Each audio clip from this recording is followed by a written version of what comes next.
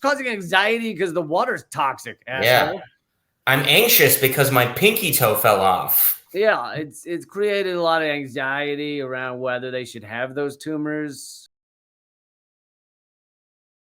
The U.S. is set to send depleted uranium to tank rounds to Ukraine because our past uses of depleted uranium has all just been, it's been great. It's been wonderful. It's really done a lot of good for a lot of people around the world.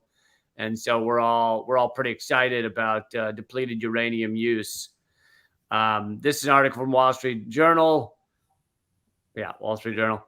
The Biden administration is expected to provide Ukraine with depleted uranium rounds following weeks of internal debate about how to equip Abrams tanks the U.S. is giving to Kiev. U.S. officials said Monday. Senior official told the Wall Street Journal there appear to be no major obstacles to approving the ammunition. Yeah, no major obstacles like, some sort of moral core that we'd have to struggle with. Yeah. Luckily, that obstacle's not there. Yeah. And I looked up kind of how depleted uranium works. Let's see. Here's BBC also talking about the U.S. sending depleted uranium. Depleted uranium is naturally occurring uranium, which has been stripped of much of its radioactive matter. That's what I look for in anything I'm going to be dealing with. It's mostly not a radioactive weapon. It's mostly not. We're going to say 75% not a radioactive weapon. It says the shells will enable Ukrainian tank crews to fire on enemy tanks at greater distances. A study published in the journal Environmental Pollution in 2019 suggests there may be links between the use of depleted uranium weapons and birth defects in Iraq, where we use depleted uranium weapons. I think it's been more than just suggested. There's been a lot of studies that have shown a lot of birth defects in Iraq. Yeah, Fallujah has the highest rate of birth defects in the world. And I don't know if it was specifically because of the uranium. I know we dropped a lot of white phosphorus, but definitely the uranium's not helping. Yeah, uranium's never helping. Another concern says the UN. Yeah, I don't think government should be allowed. I don't think any government should be allowed to use anything on the bottom half of the periodic table. They should only use like the helium, that seems okay. But you know what? As I'm saying that, hydrogen bombs, just no elements. Just don't do anything. Yeah. Another concern, says the UN office, is that in a post-conflict environment, the presence of depleted uranium residue can further increase the anxiety of local populations. Not just the anxiety, the fucking water, the ground, the crops. Yeah. It's causing anxiety because the water's toxic, asshole. Yeah. I'm anxious because my pinky toe fell off. Yeah, it's created a lot of anxiety around whether they should have those tumors.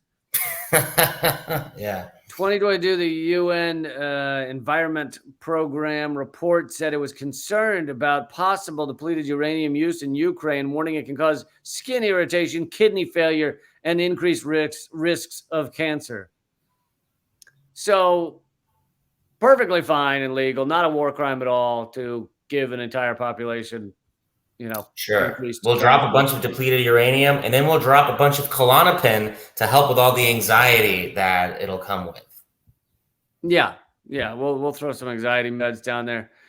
But I mean, it's totally repulsive and it's unethical and it's disgusting. But this also amps up. We continue to amp up the level of weaponry we're sending to Ukraine as we seem to push towards nuclear war. I covered this story a few weeks ago where Russia fired at a British spy plane, not knowing what it was.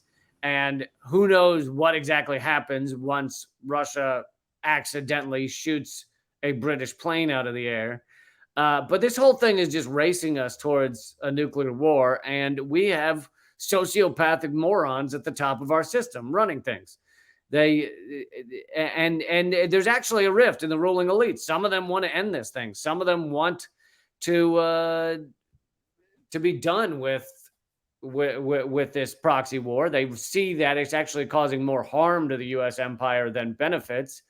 It's not that they actually care about civilians, care about innocent people. They don't give a half a shit about that. But yeah, so the U.S. is now planning to send depleted uranium over to Ukraine. And I wanted to show this as well. This is, so I covered the other day the explosion of the dam in Ukraine that flooded mainly Russian people, culturally Russian people, and also cut off the some power and the water supplies to Crimea, which is held by Russia. So the harm was almost entirely to Russia, and yet our media and the media in Ukraine pretended that it was Russia who did this, where it seems highly unlikely that that's the case. Anyway, here is a top advisor for Zelensky thanking journalists in advance for helping the Ukrainian government with the diplomatic and informational battle around the bombing of the Nova Kakhovka Dam. Helpful reminder of the state imperatives these journalists are expected to abide by.